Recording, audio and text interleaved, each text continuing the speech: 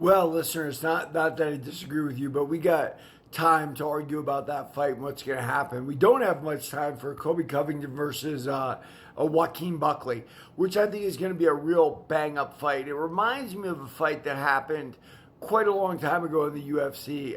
Randy Couture, Chuck Liddell won.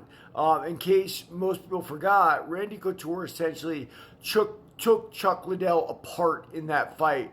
And I can imagine Chuck's feelings. Chuck was a really tough martial artist, college wrestler at San Luis Obispo, but Randy was more on a world stage for wrestling. Randy was a little bit older. Randy had a little bit more poise in those big situations. Same thing Randy Couture said about Vitor Belfort when he fought him. He said, look, I felt his strength, I felt his power and all that, but guess what? I could also feel he had not been on the world stage before. And a guy who was, I think Couture was an Olympic alternate, had been there. So as we have Covington and Buckley crossroads, the question begs, is this going to be like Couture Liddell won, where Couture won and Liddell had to win the next two to sort of make it up and create his legacy?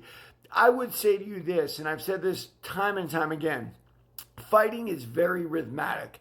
Rhythmic in the ring when you're there, like you land a jab, so then suddenly land your low kick, and boom, you land your head kick. It's also rhythmic where your career is.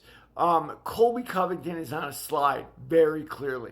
Sometimes you get to that slide by being spoiled, right? Dana White gave him title shot after title shot after title shot, taking on the heights of the division. And I don't think Colby was able to keep up with that pace. Very clearly in his last fight with Leon Edwards, he couldn't keep up with that pace. So I think it's a little different than Liddell Couture won. I think Buckley is on a real roll, knocking out Stephen Wonderboy Thompson, who was another fellow striker. I granted karate guys keep their hands down, and I understand that. But still, that having been said, it was a tall order. Do I think he can get through Colby Covington? Yeah, I do. The Covington who fought Robbie Lawler looked absolutely incredible. Literally out-brawled Lawler, a heavy puncher at welterweight, and out-wrestled him to boot, right? Was absolutely incredible, and I think that was the peak Colby Covington that you're going to see. I think if that Colby Covington was alive today, he'd beat Joaquin Buckley, but he's not. It's a different man. There's 10 years on.